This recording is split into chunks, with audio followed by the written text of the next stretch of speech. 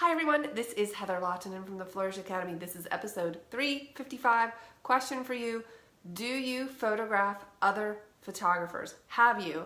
And how do you feel about it? Because sometimes it can make you a little bit nervous to be hired by another photographer, whether that's for their headshots or their family or anything. You just feel like they know. They know things that other clients don't know. Have you ever done it? Does it make you nervous? What are your thoughts? But there's something I need to talk to you about. Please do not make this mistake. The reason I know about this mistake is because I've made it, number one. And number two, it has come up in conversation several times in the past few months when working with mentoring clients. They'll hire another photographer, whether that's family or headshots, again, whatever, and that photographer will give them little to no direction during the shoot. And oftentimes they will say things like, well, you know, you just go over there and stand or sit down or pose. You know what to do. You know what to do.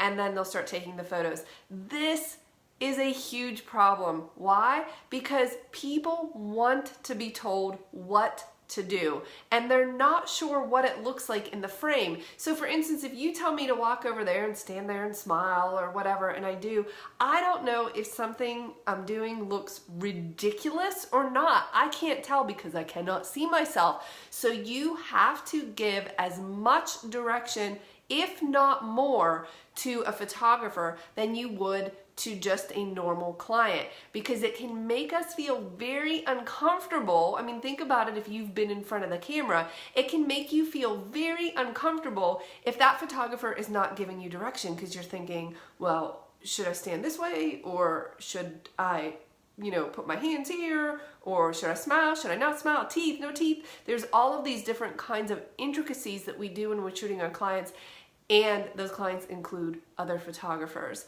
So I would love to know, have you done this? Have you been in front of the camera with another photographer?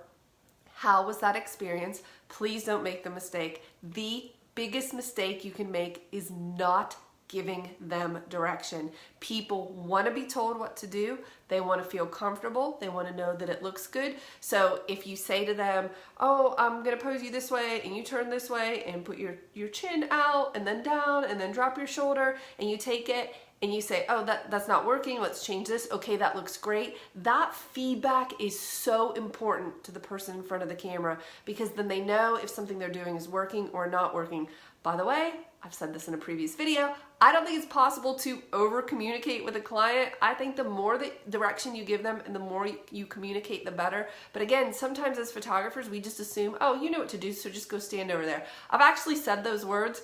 Sorry, super embarrassed, should not have said that. But there are also photographers who won't say anything, so they won't give direction because the assumption is that the person in front of the camera knows what to do. Don't make that mistake. Give them direction. They hired you for a reason. They trust you. They must like your photos. Help them out, and maybe they want to experience what it's like to be one of your clients. I hope that you found this useful. I'll see you in the next video.